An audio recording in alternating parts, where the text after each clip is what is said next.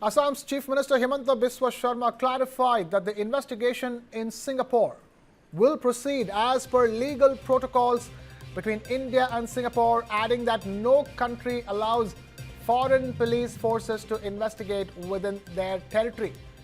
The Chief Minister of Assam has assured that the process of investigating into the death of the iconic legendary singer Zubeen Garg is not a matter of hope, but a legal understanding between the two nations.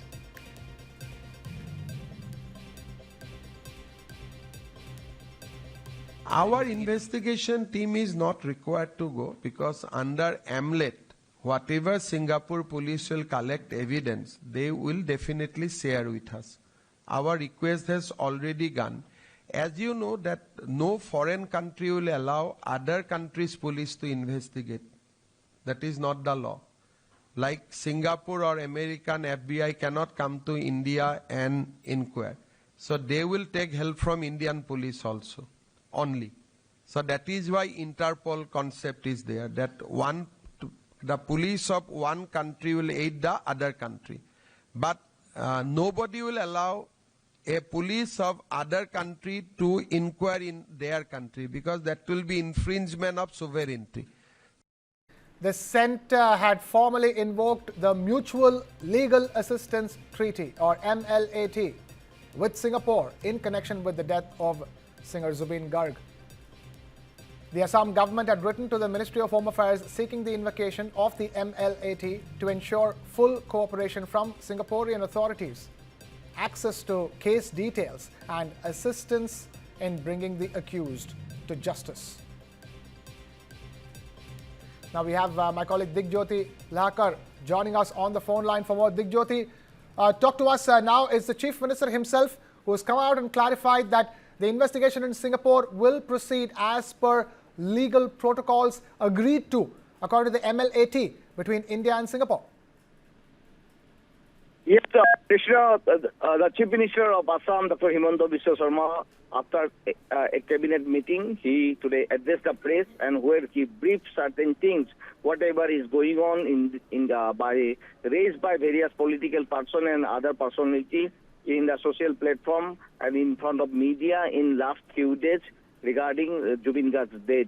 And Zubeen Garg, the iconic heartthrob of Assam, who had died mysteriously on 19 September at Singapore. Right now, the Special Investigative Team of Assam has been investigating.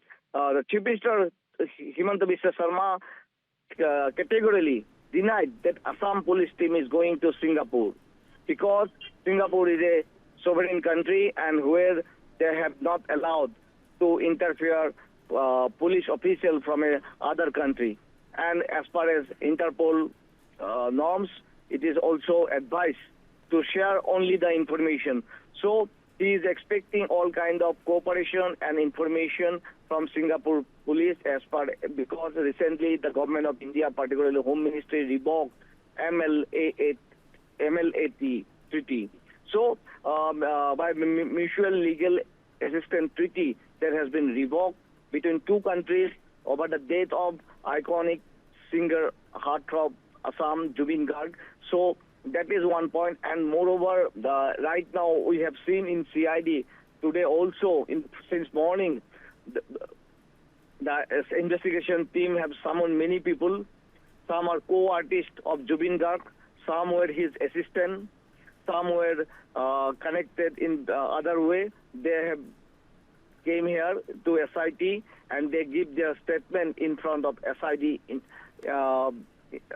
personnel, and where they have suggested how they connected Zubeen Garg and whatever they want to speak in front of the SIT team, they are speaking. And we have seen that Government of Assam today in the Chief Minister himself said that there are many theories have been floated. Some people demanded that post-mortem report and everything should be come into public forum. But someone raised the question that how there are some materials, particularly the arrest memo, has come out into media. So it is the government agency has not shared anything, but they have shared with their family members only the cause of arrest and the reason of arrest because it's the natural justice to give all the statement. And from that only it was leaked. And moreover, he said that many people raised the government that they have raised question mark on the investigation part of the government. But he said, again, he stated that government of Assam is committed to bring justice to late Zubeen Garg. Krishna.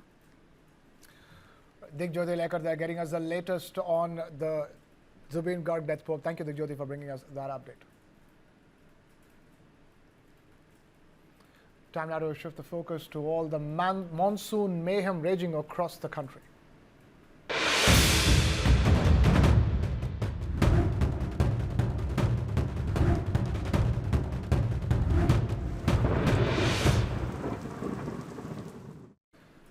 In Darjeeling, the situation continues to be tense. Union Home Minister Amit Shah has spoken to Darjeeling MP Raju Bisht and has assured all assistance.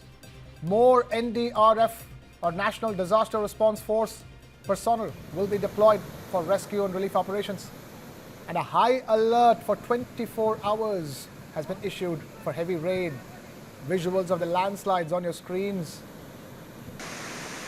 show several roads, bridges and tea gardens getting washed out. The dreamy tourist destinations have turned into a nightmare as relentless rainfall triggered landslides, sweeping away homes, blocking highways and leaving hundreds of tourists stranded. At least 25 people, including children, have lost their lives so far, while many others are injured. Major roads, including National Highway 55 and National Highway 10, remain blocked, cutting off access to Darjeeling. West Bengal's Chief Minister Mamata Banerjee has called a high-level meeting, opened a 24/7 control room and is said to be personally monitoring the situation. She has urged tourists to stay put until rescue teams can evacuate them safely. Darjeeling police have also issued advisories asking stranded visitors to contact authorities if they need help. Popular tourist spots including Tiger Hill and Batasia Loop remain closed, and toy train services have also been suspended. Rescue and relief operations are underway amidst inclement weather, with the administration, the police and disaster response force teams deployed across affected areas in Darjeeling. The picturesque hills of Darjeeling, known as the Queen of the Hills, now stand silent as the region reels from one of its worst rain disasters in the recent years.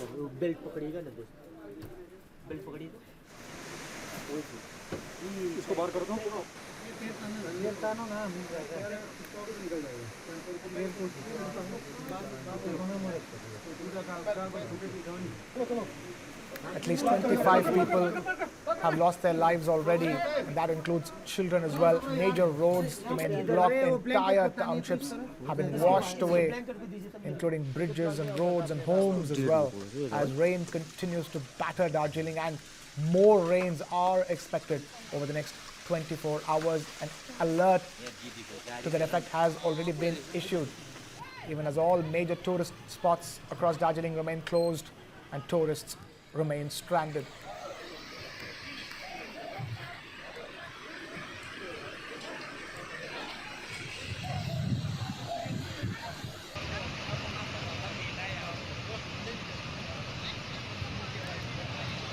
Union Home Minister Amit Shah has spoken to Darjeeling MP Raju Bisht and has assured all assistance. More NDRF personnel are set to be deployed for rescue and relief operations.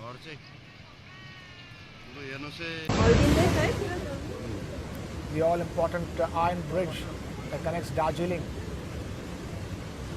has been broken and damaged because of the incessant rainfall. Rivers are running in spate, even as fear continues to grip Darjeeling.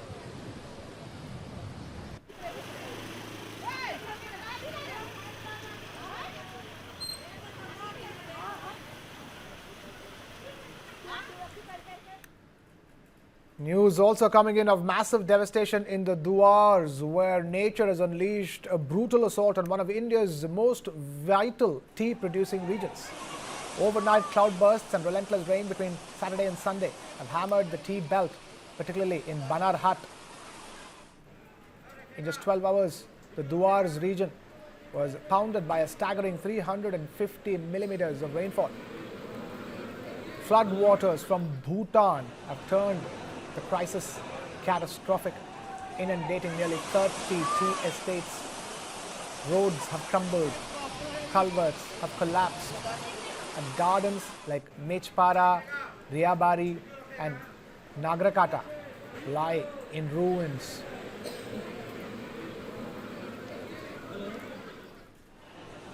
More extreme rain in the next 24 hours has been forecast, while officials warned that the damage could spiral further.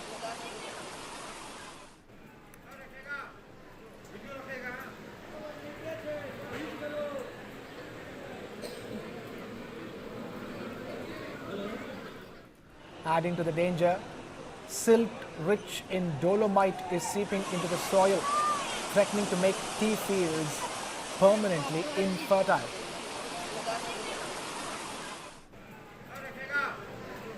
Homes are flooded, fields are empty, and entire livelihoods hang in the balance.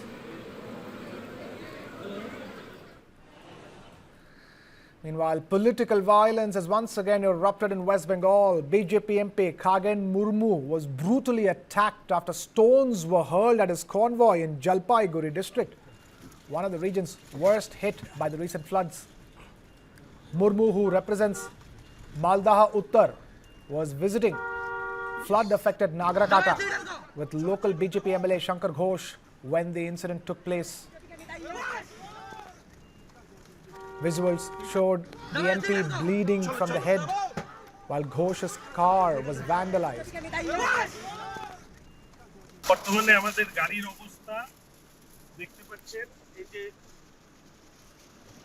BJP leaders have squarely blamed the TMC. Amit Malviya alleged that TMC goons attacked Murmu, while the state government remained missing in action. Leader of the opposition in West Bengal, Shubhendu Adhikari too, hit out at Chief Minister Mamata Banerjee, saying that she is in panic mode after public outrage over her carnival celebrations, even as North Bengal battled floods. These developments come months ahead of the Bengal State Assembly polls, with the state's political temperature sharply on the rise.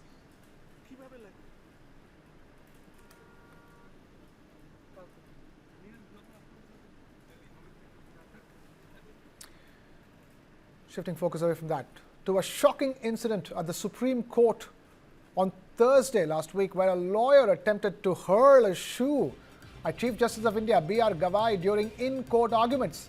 The attempt was thwarted by security personnel and no one was injured.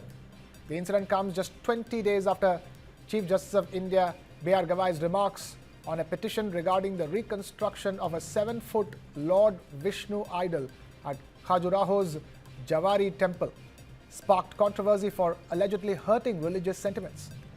At the time, the CJI had called it publicity interest litigation, suggesting that the petitioner could pray or meditate instead, and clarified that the matter falls under the Archaeological Survey of India's jurisdiction. He had also noted that the petitioner could worship at the nearby Shiva temple in the meantime. Following the row, CJI B.R. Gavai issued a clarification stating, and I quote, "Someone told me the other day that the comments I made have been portrayed on social media in a certain manner. I respect all religions," unquote. During Thursday's courtroom incident, the lawyer, reportedly upset over what he called an insult to Sanatan Dharma, voiced his objection. CJI Gavai remained composed, telling the court, "I'm not disturbed by this. Please continue with the arguments." Now, the Supreme Court Advocates on Record Association has condemned the act, calling it unbecoming of a member of the bar and urging the Supreme Court to take suo motu cognizance and initiate contempt proceedings against the lawyer for attempting to scandalize the authority of the court. The Supreme Court proceedings continued smoothly after the shoe attack was foiled, with the Chief Justice of India, B.R. Gavai, maintaining composure throughout.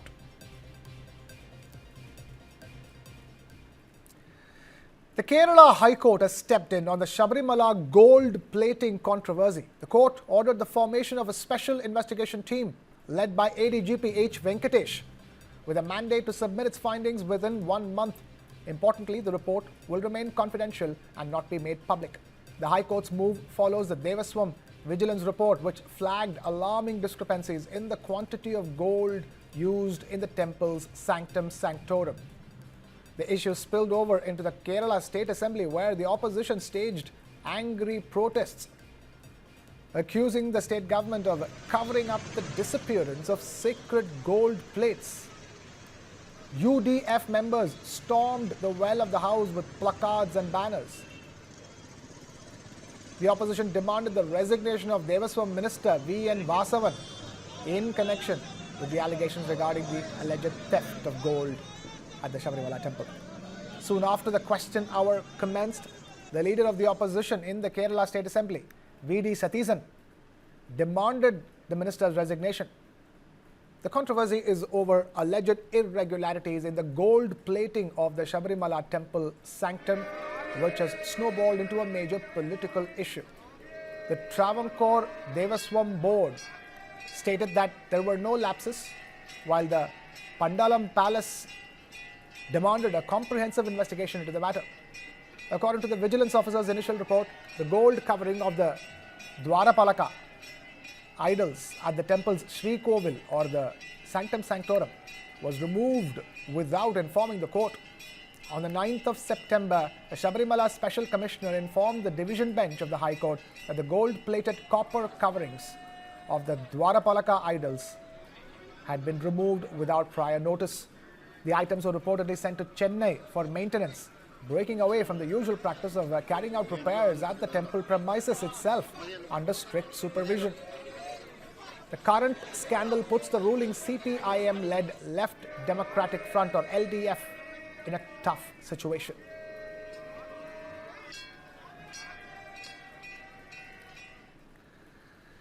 In the wake of tragic infant deaths in Chhindwara in Rajasthan linked to contaminated cough syrup, swift action is underway. Following Chief Minister Dr. Mohan Yadav's directive, the license of Apna medical stores in Parasia has been revoked. The Food and Drug Administration in Madhya Pradesh has issued strict orders, and the state's drug department is on high alert, conducting widespread testing and preparing raids on pharmacies across multiple districts, including Bhopal. At the national level, the Union Ministry of Health and Family Welfare recently held a high-level review meeting chaired by Union Health Secretary Punya Salila Srivastava. The meeting focused on enforcing drug quality standards and promoting the rational use of cough syrups in children, following directives from Union Health Minister J.P. Nadda. Meanwhile, Chief Minister Mohan Yadav met with families affected by the tragedy, having cancelled his engagements in Barwani and Jabalpur. The state government assured the public that the vigilance campaign will continue until the investigation is fully completed.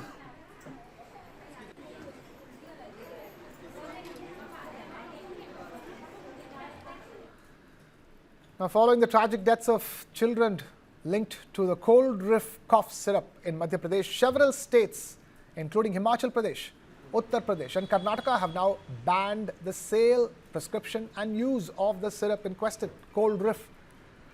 Uttar Pradesh has ordered a thorough collection and testing of cold reef samples from across the state, while Karnataka's health minister has assured the public that the syrup was never distributed there.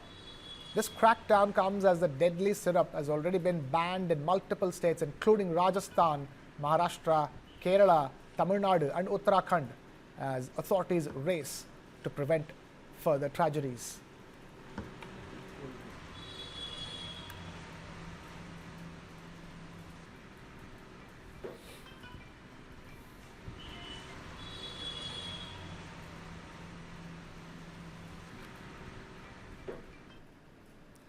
Time now to put the focus on all that's making headlines across the nation on India in News.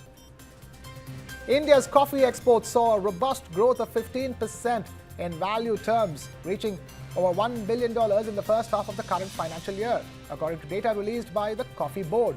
In rupee terms, exports rose by 19% to over 9,000 crore rupees compared to just over 7,600 crore rupees in the same period last year. This surge in value comes despite an 11% drop in export volumes, which fell to under 2 lakh tons from over 2.1 lakh tons a year ago. The higher earnings are attributed to stronger prices, with the realization per ton rising 34% to 4.7 lakh rupees, up from 3.5 lakh rupees per ton last year. India, the 7th largest producer and the 5th largest exporter of coffee globally, exports nearly 2/3 of its coffee production. Looking ahead, the Coffee Board estimates that India's output for the 2025-26 crop year, which began in October, to be at over 4 lakh tons. The new harvest typically begins arriving in November, and the pace of the crop's arrival will determine the momentum of future shipments.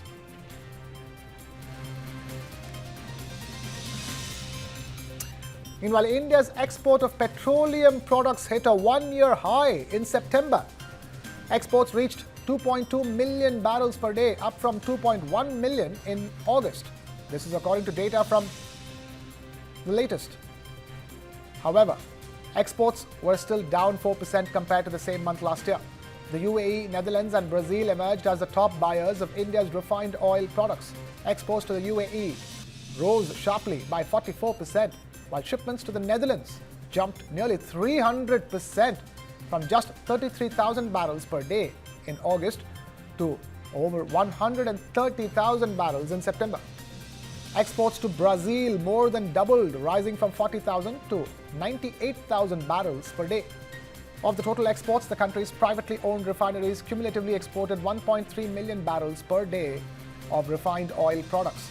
Analysts say India's exports are expected to remain steady as European buyers may accelerate purchases of Indian gas oil and jet fuel in the final quarter of the year, ahead of fresh sanctions set to kick in by January 2026.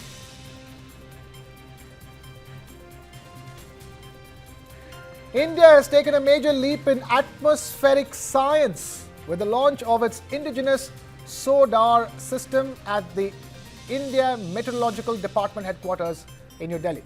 Inaugurated on CSIR Foundation Day 2025, this breakthrough technology was developed jointly CSIR Advanced Materials and Processed Research Institute AMPRI Bhopal. SODAR, or Sonic Detection and Ranging, is a ground-based remote sensing device that uses sound waves to measure wind speed, direction and the thermal structure of the lower atmosphere. Much like radar, but with sound instead of radio waves. It works by sending acoustic pulses upward and analyzing their echoes to provide detailed information on wind patterns and turbulence at different altitudes. Until now, India relied heavily on imported equipment for this purpose, facing strategic, financial and maintenance challenges. With this homegrown SODAR system, India not only reduces dependency on foreign technology, but also gains cost-effective, customizable solutions, ensuring met data remains fully under national control. India's push for self-reliance is now making its way into schools. NCERT has introduced dedicated classroom modules on Swadeshi, linking its historical roots in the 1905 anti-partition movement in Bengal to Prime Minister Narendra Modi's modern vision of an Atmanirbhar Bharat. Titled Swadeshi, Vocal for Local, and Swadeshi for a Self-Reliant India, the publications revisit the original movement that encouraged India to boycott British imports. The content draws connections to current government initiatives such as Make in India, Startup India, Digital India, Vocal for Local and Atmanirbhar Bharat. They promote innovation, research and strong domestic capabilities in fields like semiconductors, clean energy, agriculture and artificial intelligence. Importantly, the materials place AI at the center of today's Swadeshi, giving the movement a forward-looking modern dimension. NCERT emphasizes that Swadeshi is no longer just a historical concept, it's a strategic approach for strengthening India's position in an uncertain global economy.